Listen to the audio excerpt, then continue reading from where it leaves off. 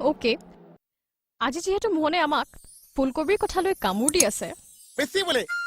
okay বাৰু বেচিবলেই আনিছা আজি যেহেতু মোহনে আমাৰ ওচৰত শাক-পাচলি বেচিবলৈ আহিছে আমি আজি শাক-পাচলি ইংৰাজী নামবোৰ ডিছকাছ কৰিম মই সুধি যাম সকলোৱে কৈ যাম ওকে মেম এইডালে আজি আমাক মাৰিলে আৰু কোনটো এনি প্ৰব্লেম বিউটি নাই ন' ওকে কোৱাচোন ফুলকবিৰ ইংৰাজী কি